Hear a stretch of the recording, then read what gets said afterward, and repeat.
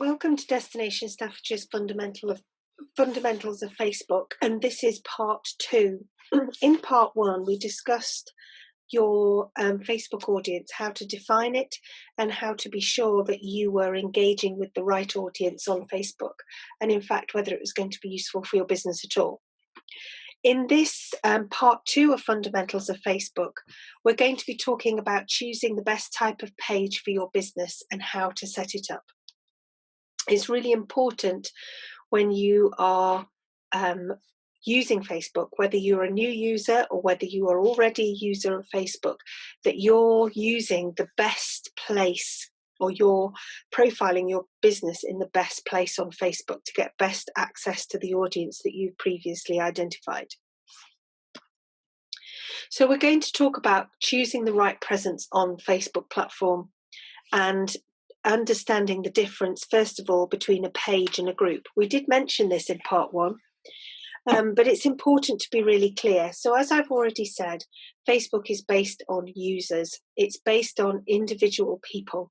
Every person that is using Facebook has to be a registered user, i.e. set themselves up as a person. We'll talk about that again a bit in a little while. So in order to be able to set up a page or a group at all, you have to first be a user. A page really is rather like a mini website on Facebook. They are giving you free access to set up your business page, like a website page, with images and information and a place where you can post content for free.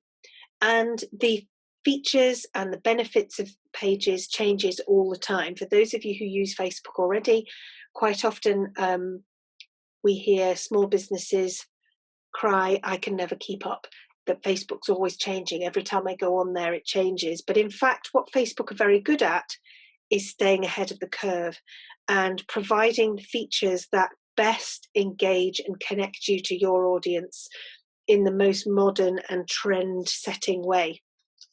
They are innovative and they provide really a very large and wide range of opportunities for you to connect with your audience. So a page is where you will always be branded as your business name. You will not be posting as a person. You will be a person who is posting, but you will only be seen as or the content will only ever be seen as the page. So your Facebook audience on your page won't see that it's you that's posted unless you choose to identify yourself in the content, and they also won't have access to any of your own personal information on Facebook. So there is a clear difference, despite the fact that you have to be a user in order to use a page at all. And a page is where people can like the information that you put on there, and they can choose to be a fan of that page, i.e. they've pressed the like button and become a fan. And I can't put this too simply. You would hope that if somebody chooses to like your page, then as and when you share content, they will see that content. That's not strictly true. As I already mentioned in part 1, Facebook has very complex algorithms that mean that they are interested in engaging and connecting content being the primary content that any user will see on their newsfeed. Their newsfeed is their own personal homepage. And Facebook doesn't want what it perceives as dead, uninteresting business talk, conversation, and content to land on their users' newsfeed unnecessarily. So what you do have to do to guarantee that all the fans of your page see your content is keep it interesting, keep it engaging. And we'll talk about that a little bit later on. So that's a page. In a group, you can set up a group on Facebook, which is, as it sounds, a group of users who come together around a particular cause, reason, or purpose. And each person within that group will be listed in that group as their personal profile. So if you are called Bob and you run a business called ABC Bed and Breakfast, then if you choose to have a page, it will be Bob running ABC Bed and Breakfast behind the scenes, but all the content posted on that page will be ABC Bed and Breakfast. If, however, Bob chose to have a group, then anybody who wanted to join that group would have to be themselves in that group, and Bob could choose to post in that group as Bob or as the business. The purpose really of a group is to gather people around a particular passion, cause, interest area, and tends to be around interest groups. But more and more businesses are using groups as a way of allowing their fans to get in easy conversation with each other. So, for example, if your tourism business has an element where people are learning a new craft, so maybe you're a bed and breakfast with a cafe and then you run craft courses, you might decide that having a group for those crafty members of your audience to get together to discuss skills and things that they've learned might be useful for your business. It's important that you think about that in the wider marketing view of your business and whether that is going to be in fact useful. But for now, we're going to concentrate on a page. So the benefits of using a Facebook page are clear. That, as I've already mentioned, Facebook for free is allowing you to have essentially a free website page on their platform, which has access to a massive billions and billions of users, and a massive audience in the UK alone. That might seem overwhelming and a little bit daunting. So the way that I'm going to discuss Facebook is about creating a fan base around your page. Try not to get overwhelmed by the billions of people who may or may not see your Facebook page, and focus in on just those audiences that you've already identified as part of part one of Fundamentals of Facebook. The benefits of using a Facebook page is that it is free and easy to use. You can update your Facebook page from your mobile, from your laptop, from your tablet, and it's easy to add images and videos. You don't have to have any other professional equipment. You don't particularly have to have a high level of skill or technical ability, and you can make an impact on your Facebook page as a beginner. So Facebook is an easy access, easy to use, free to use option. It also has a huge variety of content options for you to use. So you can make your Facebook page look really professional, provide lots of interesting, different, varied pieces of content to your audience, with, again, a low level of technical ability as a beginner, and just with your mobile phone, which is significant, because one of the things that we'll talk about a little bit later is that Facebook really thrives on real time.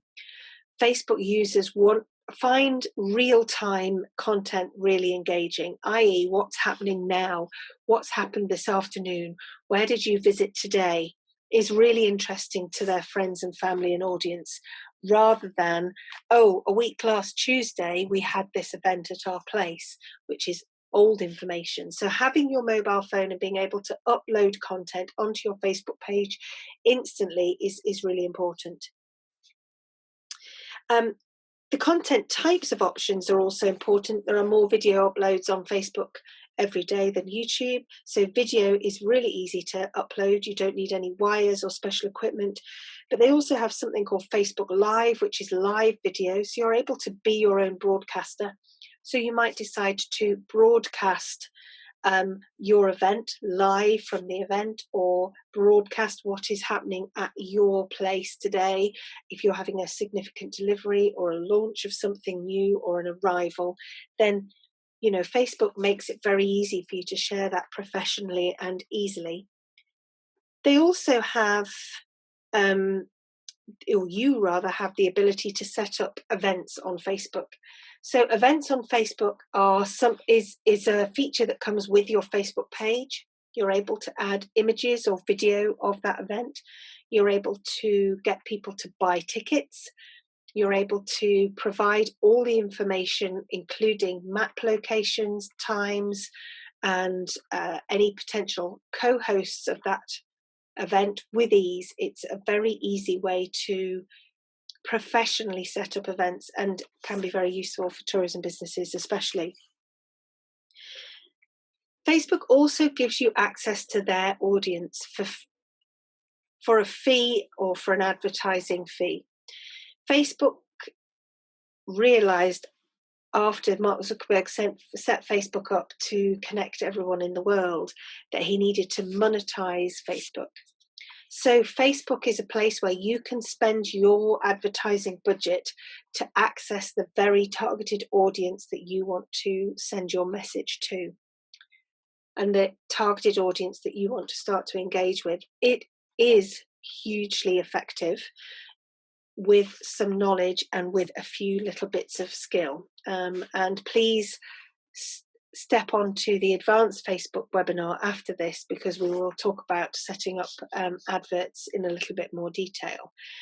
But what Facebook is able to do with really quite an easy interface with you is to help you create content and target that content at very specific audiences based on their interests, their employment status, what they like to do, what their interest areas are, and which area of the country they're in, what sex they are, and their age.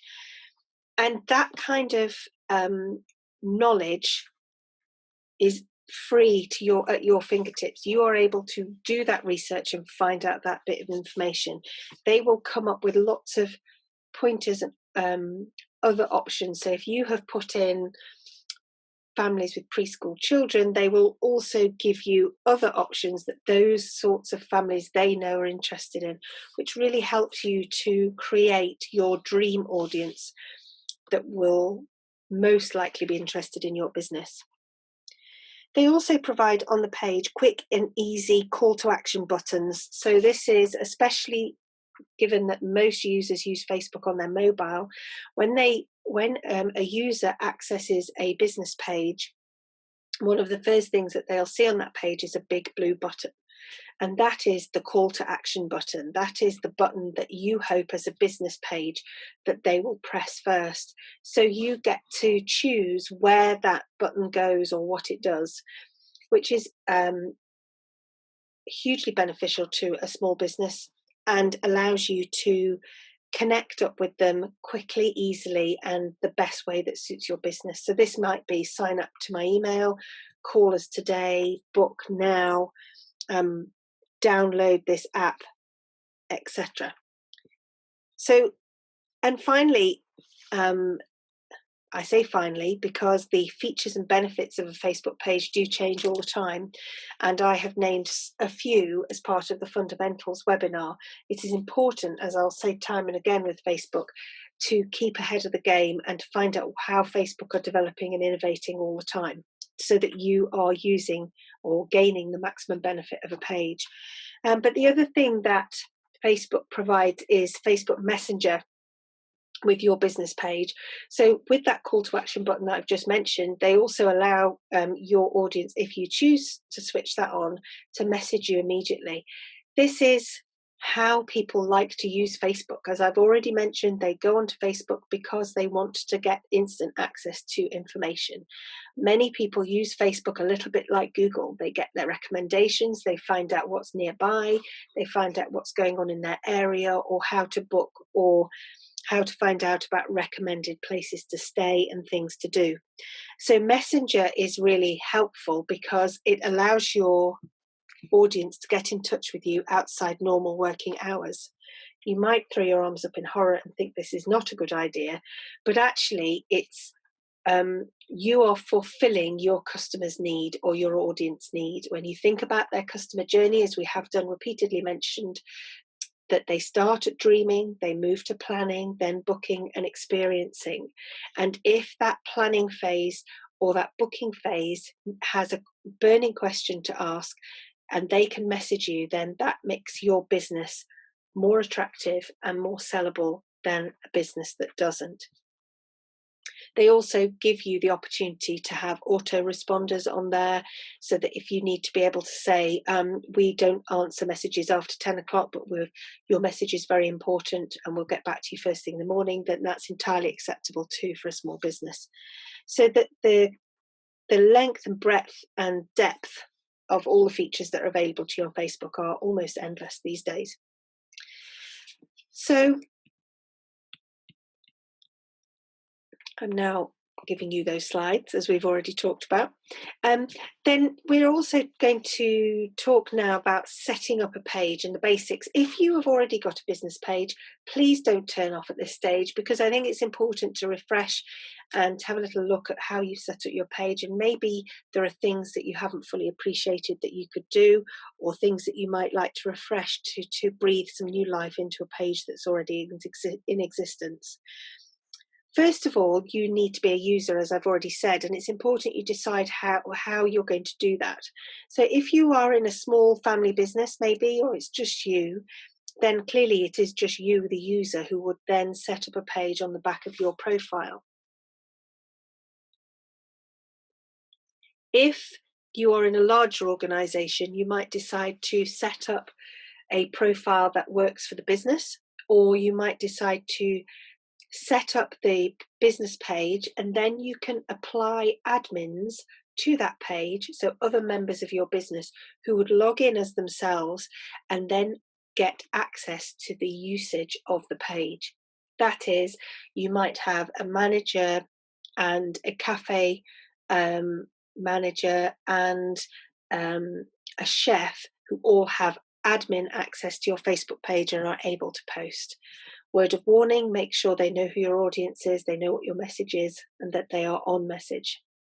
So decide how your user status is, and then simply click on the top blue bar of the page, create, and it will give you the option to create a page or a group, among other things. So set up your page, and it will immediately give you the option of clicking through to give you the first broad definition of what your business is or what your business page is. And they will ask you questions like, is it a company or an organization or a charity or an individual? This changes from time to time, so I'm not going to give you the full list as it is today, but it will take you through the setup step by step and give you lots and lots of information as you go through. Once you've decided if you're a company or an organization, it's important then to name your business page. It sounds obvious, so that it's clearly your brand and your business. Let me explain a little bit more clearly. If your business is Rose Cottage Bed and Breakfast in Staffordshire, then it's really important that you try to get on your business page, try to call your business page Rose Cottage Bed and Breakfast. However, Facebook only allocate one name per page. So if somebody has already got a Rose Cottage Bed and Breakfast in Scotland, then they won't let you choose Rose Cottage Bed and Breakfast because somebody else has got it. Don't panic, and try not to get anything that's too complicated with underscores or shortened names that might confuse your audience in the future, because you imagine on the customer journey in the future, they have found something called Rose Cottage. They found a website, it's in Staffordshire, they're happy with it, but they want to check out the Facebook business page. But they found loads of different Rose Cottages and they're not sure which one's yours, and it's unclear. So choose, if you have a specific location, the location, so it quickly identifies that you're the Rose Cottage in Staffordshire as opposed to the one in Edinburgh, for example.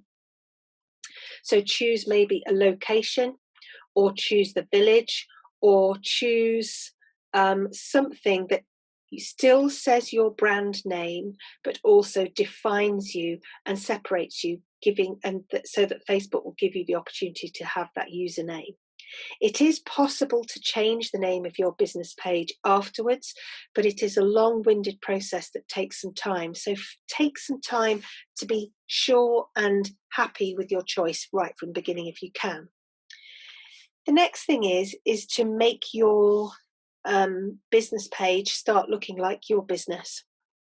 It gives you two options of image on your business page. First of all, it gives you the profile picture, which is the small little logo picture that all Facebook pages have. And this logo is what will be in front of any comments and content that you put on Facebook too. So it needs to be quickly and easily identifiable. I would suggest you don't choose a picture of your Rose Cottage Bed and Breakfast, for example, because that will be very difficult to see in a small profile picture, and it won't quickly and easily help your customers identify you as you.